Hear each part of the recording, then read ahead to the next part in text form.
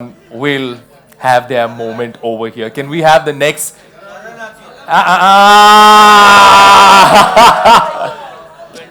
25 years of this magic, Kritik sir. You weaved like magic on the brick screen. You came onto that screen and everybody has a story with it. I am so afraid that this film is releasing again. People will go tomorrow after 25 years and think, अरे यार 25 साल पहले हम लोग क्या सोच रहे थे? तो ऐसा कुछ नहीं है. But yeah, this is a moment from प्यार की कश्ती में, and I remember this guitar was given to me one day before, and I was told that I was supposed to play it. And when you give something like this to someone like me, you can expect me to go crazy. Because I didn't play the guitar, and now I had to look like I could play one. So I couldn't sleep that night.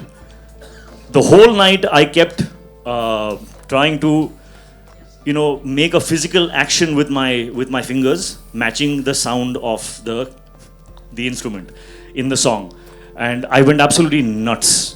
And then I nailed it, and I got it absolutely right. Today my sons play the guitar, and they look at that and say, "Dad, he just couldn't do it, huh?" Because I obviously was play acting it, but at that time, at least my fingers were moving with the sound, but they were all the wrong notes. So yeah, apparently I did not nail it. But so I think an entire generation. So I know we spoke about this in the very beginning about you having a chat with your grandfather. But if you could share one thing with him, if you could share something with him, what would that one thing be with Roshan sir? Something I would like to share with my grandfather. Yes. I'd like to share my son's compositions with him. Wow. Wow. I think that has come out of literally nothing, and as I said, it's perhaps something in the genes, perhaps something that is a gift from him. It's beautiful. कौन सा होता और क्यों होता? कोई गाना, कोई composition? जो मुझे पसंद है जी, आपके दिल के बहुत करीब. बहुत सारे गाने हैं, लेकिन शुरू में जब मैं बहुत छोटा था तभी उन्होंने बनाया था ये गाना, अपना जो वादा किया. और उस ज़माने में मुझे याद है मैं एस.डी. बर्मन जी का बहुत बड़ा फ़ैन था, शंकर जयकिशन जी का बहुत बड़ा फ़ैन था, मदन मोहन जी का फ़ैन था. और मैं उनसे कहता था, और उसी दौरान में लक्ष्मीकांत प्यारेलाल जी एंटर हो गए थे, मिलन और दोस्ती. So they came with a little bongo, Congo and all those things. And Shankar Jaikishan was always there with those Western orchestra. So I used to tell my पापा ये कहाँ चलेगा आपका गाना? क्यों बेटा क्यों?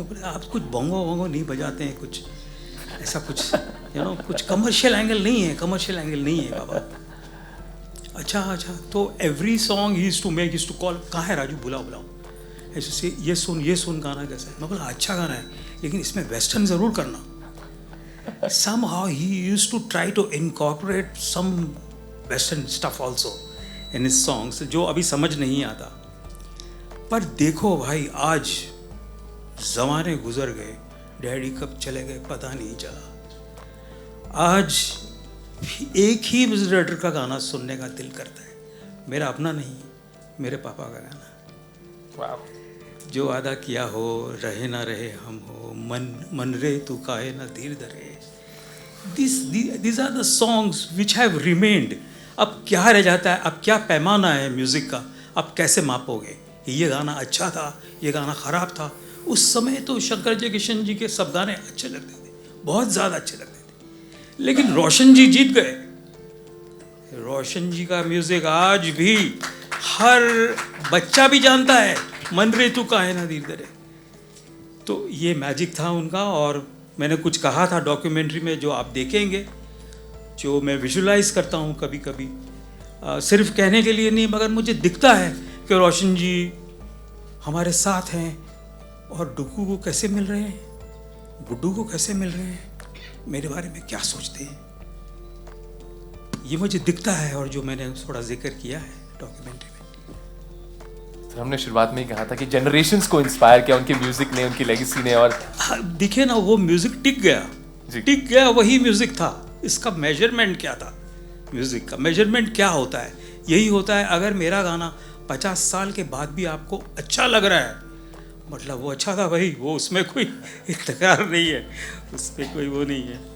I think way ahead of its time, और जिस तरह से उन्होंने visualize किया था। Cut to I am 12 years old and every song that my chacha used to create, he used to call me, Dugu ko bulao.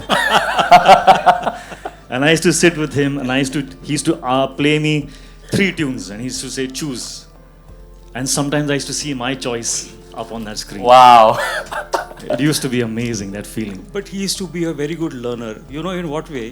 अरे आप लोग सब बता देंगे तो सतला को कोई देखेगा नहीं। No, he used to come to the music room. थोड़ा सा लगाम। एक line. So he used to come to the music room and hear the song. So it had some Urdu words, some Hindi words, which were, you know, little difficult for him. But he used to ask very nicely, Chacha, इसका क्या मतलब होता है? What does a line mean? That is the learning power he had. Wow. तो इसका मैं भी मुझे क्या लगता है अभी और क्वेश्चन मत पूछिए।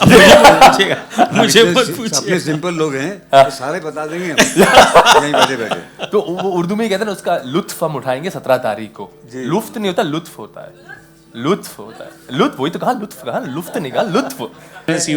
एक बात कहूँगा इसमें शशि के साथ हूँ कि जब हमने सोचा डॉक्यूमेंट्री बनाने के लिए, तो हमने सोचा कि ये तो बहुत मामूली काम है, फट करके हो जाएगा। आप मानेंगे नहीं, मैंने 17 पिक्चरें बनाई हैं, इससे मुश्किल पिक्चर को मैंने कोई नहीं बनाई। इतनी मेहनत लगी है, इतनी डेडिकेशन से, तो बहुत मुश्किल है documentary banana. It's not easy thing. By any थक जाएंगे यार। लास्ट सवाल है, आखिरी सवाल है आपका, ये आखिरी वाला है। आपकी एंकरिंग को फुल मार्क जा रहा है बिना उसके। छोटी भी होगी तो भी अच्छी थी। नहीं, ये आखिरी वाला, आखिरी सवाल है। Did you get to know any aspect of your life or your family life? Did you figure out something? कुछ ऐसा कुछ था? Yes. इसको यहीं पे छोड़ देते हैं, यस पे, क्लिफ हैंगर पे छोड़ देते हैं, यहीं पे छोड़ देते हैं। अपनी ऑटोबायोग्राफी रोशंस के लॉन्च पर ऋतिक रोशन अपने पिता राकेश रोशन और अपने चाचा राजेश रोशन के साथ हुए बहुत ही भावुक अपने ग्रैंडफादर के बारे में बात करके।